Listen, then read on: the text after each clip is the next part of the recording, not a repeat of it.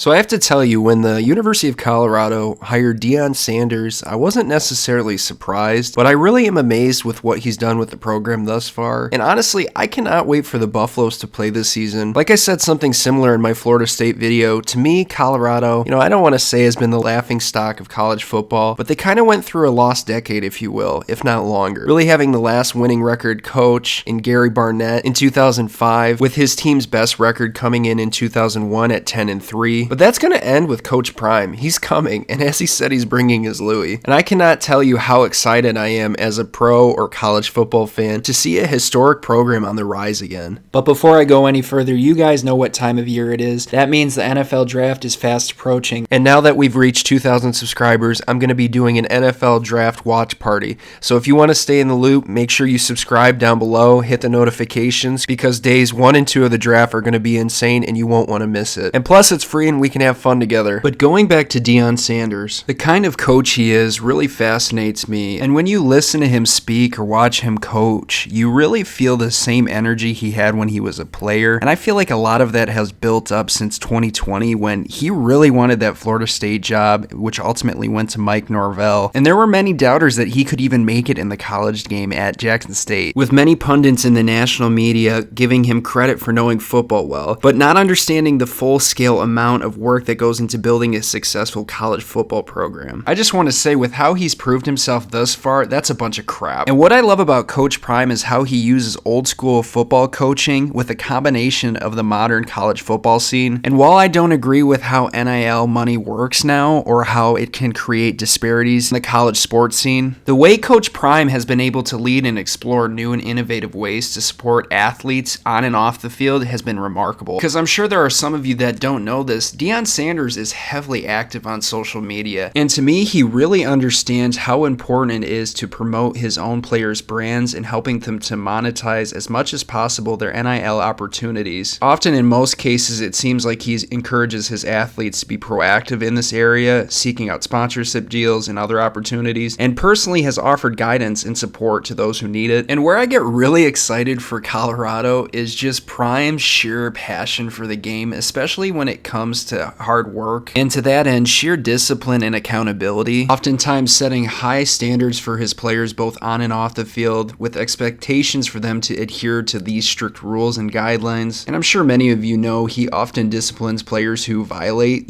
these rules or fail to meet his expectations, either benching or suspending them from games as a consequence, while at the same time recognizing the importance of supporting his players and helping them learn from their mistakes. I really feel like nowadays it's kind of rare to see this kind of balance in a football program or any facet of life. Like, for example, over the course of the spring, he's made it known to his players that they have to work for their numbers that they want. And if any of them want 0, he's going to laugh at them because he's like, who wants to be 0? That's nothing. Kind of feels like he's setting a precedent like LSU has with the number 7 here. But I think at Colorado, he wants to provide a supportive, a nurturing environment in which his players can learn and grow, both as football athletes and people. Because now I think we're really seeing the Dion Sanders effect, because one of the largest keys to success for this upcoming season is the transfer portal, and many key players coming to Colorado because of Sanders. And currently, as everything sits right now, entering next season, the Colorado Buffs are entering the transfer portal as the top destination in 2023,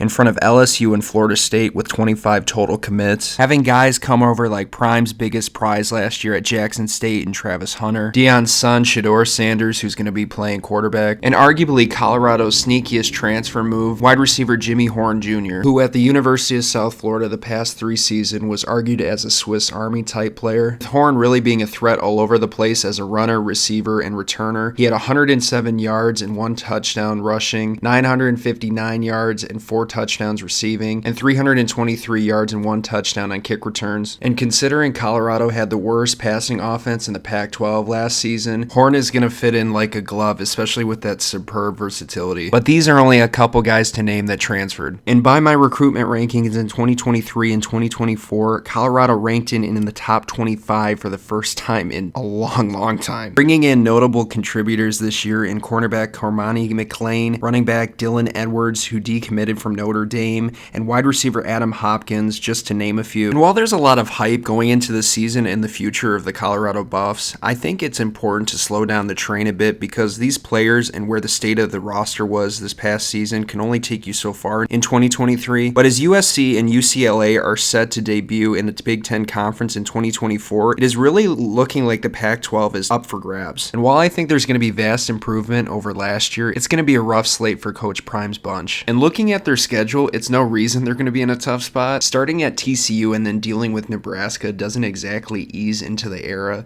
I know TCU just came off a blowout loss in the national championship, but they're still insane. Nebraska under Matt Rule, yeah, they're not going to be a great team this year, but they're going to be a lot better and more improved. Colorado State's still going to be crap, and then you have Oregon and USC, which are both going to be very, very hard games, especially with Lincoln Riley and Heisman winning Caleb Williams. UCLA and Utah are also going to be very tough, but if they beat anyone on the rest of their schedule, like Stanford and Arizona at home like they need to, and eke out a win against a really close team, there's enough winnable games here to make a big jump and get in the mix for around 6 victories in a bowl berth. And like I said earlier, the way the state of this program was when Prime arrived and the state of the fan base, this overall could be a huge W for the Buffs, and I'm so excited for it. But as always, let me know what you guys think down below. This team is going to be really exciting to watch next season. And another note I want to add about Coach Prime that I forgot to earlier is I admire his loyalty, specifically with his coaching staff. You know, a lot of these guys he's had around for the 20 plus years,